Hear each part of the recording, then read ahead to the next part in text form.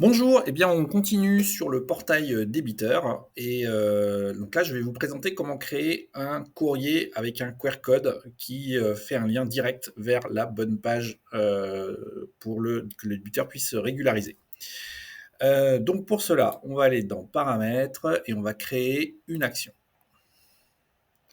Voilà, donc là je vais créer une nouvelle action, donc une action de type lettre de relance, lettre REL, voilà, donc lettre de relance, voilà, et là on prend un courrier destinataire, le débiteur.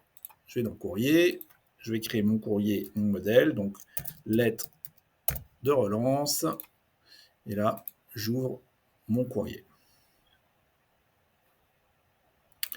Voilà, donc là j'ai mon Word qui s'ouvre. Là, il me propose des lettres, des paramètres, des séparateurs d'enregistrement. OK.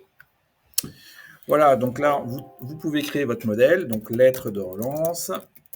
Lettre de relance. Et donc là, on va faire bonjour. On va insérer des champs. Donc, le débiteur, le prénom. On va mettre son identifiant long. Après, son prénom. Et puis après, son nom. Voilà, et enfin, on va utiliser le fameux deblien qui permet de faire le lien vers la bonne plateforme. On insère. Voilà, donc on a un peu tout mis. Donc bonjour, donc là on s'attend à trouver Monsieur Thomas Morel. Voilà, et là on a le deblien. Donc là il faut transformer ça en code barre, en QR code, pardon. Donc là on va modifier le champ. Pardon. On va modifier le champ, on va y arriver. Voilà, donc champ de fusion, on est d'accord. Toc. Basculer les codes champs, excusez-moi, on y est. Donc là, il faut remplacer le merge field. Alors c'est là, c'est Word, c'est un peu compliqué. Donc là, il faut mettre barcode à la place. Donc barcode, et voilà. Et là, on peut modifier le code barre. Et là, vous pouvez choisir ce que vous voulez. Donc là, vous avez le deblien et vous choisissez le type de code barre. Donc là, il y en a plusieurs. Et nous, on va choisir un QR code. Derrière, vous avez des options avancées pour le QR code qui vous permet de le mettre plus ou moins grand et de choisir le niveau de compression que vous voulez. Donc L, c'est très comprimé, donc s'il y a de la moindre petite, ça va être à faire un tout petit code barre, mais s'il y a la moindre rayure, ça ne va pas aller.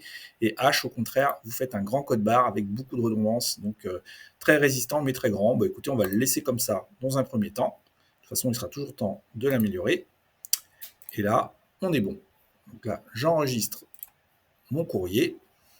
Donc si je veux le retrouver, vous allez dans modèle, on vous conseille de le mettre ici dans modèle, on vous conseille de l'épingler à l'accès rapide. Et là, dans les modèles français, vous avez bien mon courrier lettre REL comme lettre de relance. Voilà, on est bon, OK. Et là, il ne reste plus qu'à enregistrer. Et là, j'ai mon action lettre de relance. Donc je ferme, et donc là, je vais appliquer mon action directement à Monsieur Thomas Morel. On va faire une action manuelle. Donc le canal, on veut lui envoyer un courrier et on lui envoie l'action lettre relance. Voilà, donc les autres paramètres, on verra ça plus tard, et on traite l'action. Donc là, les calculs se font, il y a le champ de fusion qui est en cours.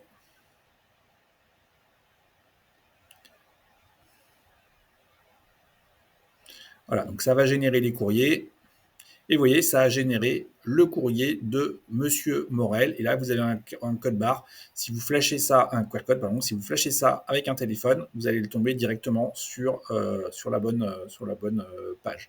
Alors, comme je vous disais, vous pouvez le mettre plus petit en gérant la taille. Vous pouvez faire un 70%. Ça s'ajuste dans un second temps. Voilà pour le portail débiteur.